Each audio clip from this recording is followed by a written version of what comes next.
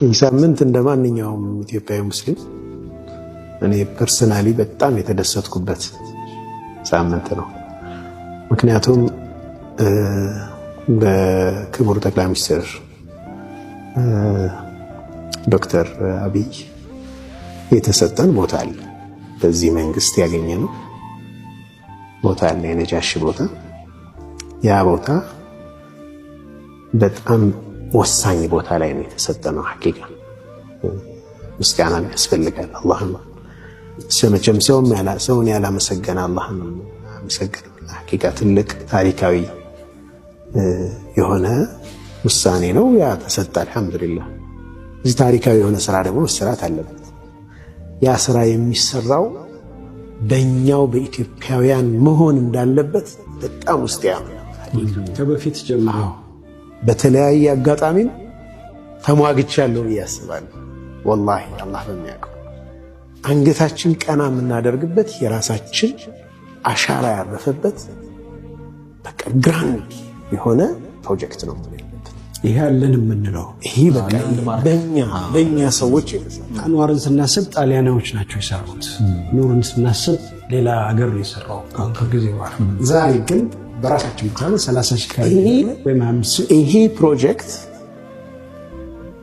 አፍሪካ ህብረት ላይ ያለ የኢትዮጵያ ሙስሊሞችን ፕሬዘንት ላይ ያለ በቃ እኛን ሊወክል የሚችል ትልቅ ፕሮጀክት በሌላ መሰራት የለም። ሐቂቃ ሙስሊም ወንድሞቻችን ናቸው፣ አህለል ኸይሮች ናቸው። እኛስ አህለ ሸር ነን እንዴ? እኛ አህለል ኸይር አይደለንም? እኛ እንችላለን የሚለው መንፈስ በመምጣቱ አልሐምዱሊላህ። ያ ደግሞ አህል ለሆኑ ሰዎች ተሰጥቷል ብዬ አምናለሁ። አሁን ይህን ጉዳይ የያዙት ሰዎች አላህ ይጨምርላቸው፣ ውስጣቸው ቁጭት ያለባቸው መልካም ነገር መልካም አሻራ ጥለው ማለፍ የሚፈልጉ እኔ ከነርሱ ውስጥ አንዳቸውን አግኝቻቸው ነበርና ሐቂቃ ያላቸው ጥሙሃት ጉጉታቸው ይህን ታሪክ ለመስራት ያላቸው ፍላጎት የግንባራቸውን ስናያቸዋለሁ። ወላሂ በጣም ነው የተደሰትኩት። እንዲህ አይነት ጀግና ወንድሞች አባቶች እያሉን ሌላ ማማተር አያስፈልገም። ይህንን መጅሊሱ መወሰኑ በጣም ትልቅ ታሪካዊ ውሳኔ ነው። ያን መቀበላቸውና ደግሞ በሚመለከተው በቃ የሚሰራው አካል ጋር በመድረሱ በጣም ደስተኛ ነኝ። ምን ትመኛለህ ካላችሁኝ፣ ይህ መስጂድ እኔ የምመኘው የሁሉም ሙስሊም ምኞት ይመስለኛል፣ አፍሪካ ውስጥ ካሉ መስጂዶች የተሻለ ምናልባትም በዓለም አቀፍ ደረጃ ኢትዮጵያ የመጀመሪያዋ እስልምና የገባባት ሀገር ናት። መዲና ከመግባቱ በፊት እስልምና ኢትዮጵያ ውስጥ የገባው መዲና ከመግባቱ በፊት ከመካ ቀጥሎ እስልምናን የተቀበለች ሀገር። የተሳደዱ የነቢዩን ሰለላሁ ዐለይሂ ወሰለም ባልደረባዎች አሳይለም ሰጥ ከለላ ሰጥ የተንከባከበች ሀገር ላንድ ማርክ የሆነ ትልቅ መስጂድ ያስፈልጋል። ያ መስጂድ ሙስሊም ያልሆኑ ወገኖች መጠው ሊጎበኙት የሚችሉ ሊታይ የሚችል ቅርስ ያስፈልጋል። በቃ የሆነ እስላማዊ እሴትን በደንብ የሚያሳይ ብልጭልጭ እንዲሆን አይደለም የሚፈልገው። በቃ እስላማዊ እሴትን የምናያቸው ዓለም ላይ የምናያቸው በቃ የሆነ ስትገባ ስትሰግድ ራሱ እዛ ውስጥ ገብተህ የሚሰማህ ስሜት አለ። በጣም የአላህን ግሎሪ የአላህን ትልቅነት በደንብ የምታይባቸው ናቸው። በቀላሉ ልንገራቸው፣ ጣራው አጭር የሆነ መስጂድና ከፍ ያለ መስጂድ እኩል ኹሹዕ አይደለም ያላቸው። በስነ ልቦና አርኪቴክቶችም እኮ እንደዛ ያደርጋሉ። መስጊዶች ካቴድራሎች ሲሰሩ ከፍ ይላል። ለምን አንተ ትንሽ ትሆናለህ። በረሃ ላይ ስትሰግድ በጣም ትንሽ ነው የምትሆነው። ጣራው እዚህ ጋር ቅርጽ የሆነ ምናምን ፎቅ ምናምን ስትደረድር ግን ትልቅ ሰው ነው የምትመስል፣ ሪፈረንስ ስለሆነ ማለት ነው።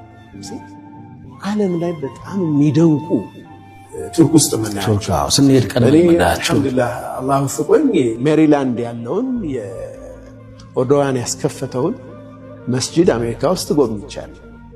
እንደዚሁ የሚጎበኝ መስጂድ የተለያዩ እምነቱ የሌለውም ሰው መጥቶ እስኪ መስጂድ ምንድን ነው የሚመስል፣ መስጂድ ውስጥ ምንድን ነው ያለው፣ እንዴት ነው ሙስሊሞች የሚያመልኩት? የሆነ ሳይድ ይኖርና እዛ ጋር ተከልለው ቁጭ ብለው እኮ ይከታተላሉ። ያ ያሉ ዳዕዋ እኮ ነው። አንተ ራስህን ማስተዋወቅ አለብህ። ምንድን ነው ያንተ አምልኮት ቦታ ምን ይመስላል? ስርዓቱ ምን ይመስላል? ሶፊያ ውስጥ ገብቶ እንደሚያዩት ማለት ነው። ኤግዛክት መስጂድ ሱለይማኒ ውስጥ ፋቲህ ላይ እንደዛ አይነት ሌብል ኢትዮጵያ ያ የሚገባት ሀገር ናት። ስለዚህ ሌላ የቱሪስት ወይም የቱሪስት መስህብ ነው ማለት ነው። ኦፍ ኮርስ አንተ እቺ የዲፕሎማት ሀገር ነች አይደል ኢትዮጵያ? የአፍሪካ ማዕከል እኮ ነው። የአፍሪካ ዋና ከተማ እኮ ነው። እሱን ይመጥን መሆን አለበት። እንደዛ የሚመጡት ሰዎች የተለያዩ ልኡካኖች ይመጣሉ፣ ዲፕሎማቶች ይመጣሉ፣ የተለያዩ ኢቨንቶች አሉ። ይመጡ ሰዎች ሙስሊሙ መጥቶ የሚሰግድበት ሙስሊም ያለው ነው። ኢትዮጵያ ውስጥ ትልቁ መስጂድ ምንድነው ብሎ መጥቶ የሚጎበኘው መሆን አለበት። ናይስ ቋሚ ኤግዚቢሽኖች አሉት አይደል? አሁን ልክ ነጃሽን በደንብ የሚያስተዋውቅ ይህን ስታስብ በቃ መጎብኘት አለበት ስትል ከመስጂዱ ዲዛይን ጀምረህ ምንድነው መሆን ያለበት የሚለውን ለሚሰሩት ለሚመለከታቸው ነው ምንተው። ግን ዋናው በሀገር እጅ መሰራቱ በሀገር እጅ መሰራቱ በጣም ትልቅ ኩራት ነው። አንገታችን ቀና የምናደርገው የሚሰሩት ደግሞ አካላት የተሰጣቸው ደግሞ በብዙ ፕሮጀክት ታይተዋል። ስኬታማ በአላህ ፈቃድ አላህ ያግዛቸው። በዱዓም ከጎናቸው እነርሱም በዱዓ ከጎናችን ሁኑ ብለዋል። ሐቂቃም ተውፊቅ ነው። ጭትም ነበረ ተውፊቅ ነው። መድረኩም ላይ በጣም ጠቅላይ ሚኒስትሩም እኮ በቁጭት ተናግረዋል። እናንተ ቁጥራችን ይህን ያክል ነው ትላላችሁ፣ እስኪ አንድ የሚታይ ነገር ስሩ። ሐቂቃም ደግሞ ቁጥርህ የሚጠቅምህ ለእንደዚህ አይነት ነገር ካልሆነ ምንድን ነው ቁጥር? አላ አይብ ነው ማለት ነው። ነውር እኮ ነው። እንደዚህ ነው ቁጥሬ እያልክ ግን ስራ ትሰራ ነውር ነው። አንተ ቁጥርህን ማከናገር ነው መቀነስ ነው ያለብህ። ቁጥርህን አይብህን ለመደበቅ ከፈለግ እንጂ በቁጥር ቦስት አይደረግ። የባህር አረፋ መሆን ያ ቁጥር ሰርቶ የሚያሳየው ነገር ያስፈልጋል። አልሐምዱሊላህ ትልቅ ውሳኔ ነው። ሐቂቃ የክብር ዶክተር ሼክ ሐጂ ኢብራሂምንም አላህ ምንዳቸውን ይክፈላቸው። በእሳቸው ሊደርሺፕ ይህንን ነገር ቶሎ ማለት ልትል ቤት ሌት ነው ቢሆንም ግን ከነገ ዛሬ ደግሞ መጀመሩ ቀድሟል። ስለዚህ ይህን ውሳኔ ወስን ለእነዚህ ሰዎች ጠርተው ማስረከባቸው ትልቅ ውሳኔ ነው። ትልቅ ታሪካዊ ውሳኔ በቃ በእኛ ኡስታዝ አቡበክርም ዋናው የፕሮጀክቱ ሰብሳቢ እሱ ነው። አላህ ጀዛውን ይክፈለው። የማይገባበት ኸይር የለም። አላህ መቼም ያቆይልን ኢንሻአላህ። ይህንንም ነገር አድርገው ወስነው ለእነዚህ ወንድሞችና አባቶች ማስረከብ ወላሂ ትልቅ ታሪካዊ ነገር ነው። እኔ ታሪካዊ ስራ ይሰራል ብዬ አስባለሁ። ዲዛይኑ ጀምሮ በጣም አይን የሚሞላ በዚህ አጋጣሚ እነሱ የሚስሩ ለሙስሊሙ ማህበረሰብ ደግሞ የሆነ ዊንዶ ይከፈት። ሁሉም እንዲያገኝ ሁሉም እናውቃለን። እነሱ ብቻቸው እንደሚችሉ ግን ያሳፍሩ።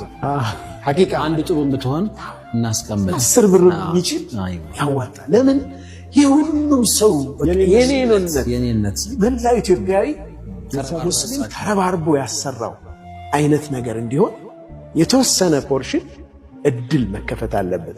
ኦፍ ኮርስ በመጀመሪያ እነርሱ ያስኪዱት የሆነ ፖይንት ላይ ግን የተወሰነ ደግሞ እድል ለሙስሊሙ መሰጠት አለበት ብዬ አምናለሁ። እኔም እድሉ እንዲደርሰኝ ስለምፈልግ እኔም እፈልጋለሁ፣ ሁላችንም ስለምንፈልግ ማለት ነው።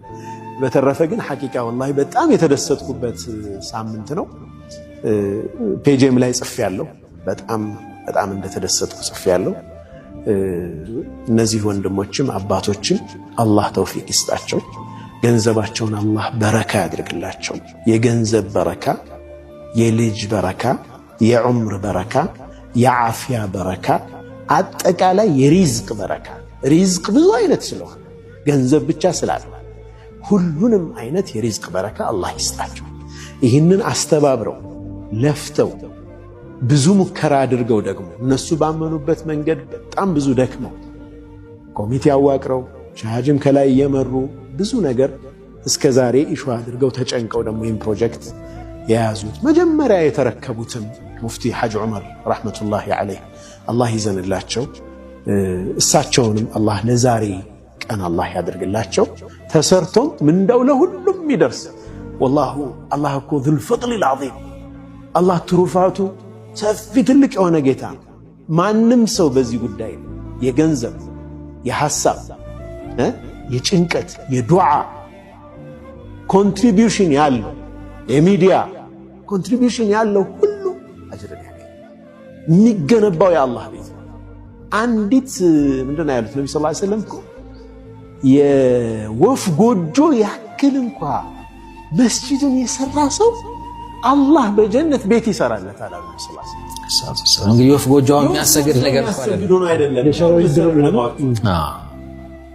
የሆነ ትልቅ መስጂድ እየተሰራ የወፍ ጎጆ ያክል ኮንትሪቢዩሽን እንኳን ቢኖረው ትንሽ ኮንትሪቢዩሽንም ያለው አላህ ቤት ይሰራለታል ማለት ነው። የግድ አንድ ሰው አንድ መስጂድ ብቻውን መስራት ማለት አይደለም ብለዋል ዑለማዎች። አየህ፣ ለዛም ነው አሁን አሳትፉ በዚህ ኸይር ላይ የእናንተን ቤት አላህ ይሰራላችኋል፣ እኛንም ቤት እንድናገኝ ለማህበረሰቡም የሆነ ነገር ያልኩት ለዛ ነው። ስለዚህ አላህ ሱብሓነሁ ወተዓላ እውን ሆኖ ዲዛይኑም ስራውም አልቆ ደግሞ ኢንሻአላህ ረካዓተይን የመጀመሪያውን ረካዓተይን ሐያት ሰጥቶን በቅርብ ጊዜ የምንሰግድበት ተከፍቶ የምናየው ለሀገር ኩራት ኢንሻአላህ ለሀገር ኩራት የሚሆን ትልቅ ፕሮጀክት አላህ ያድርገው እላለሁ።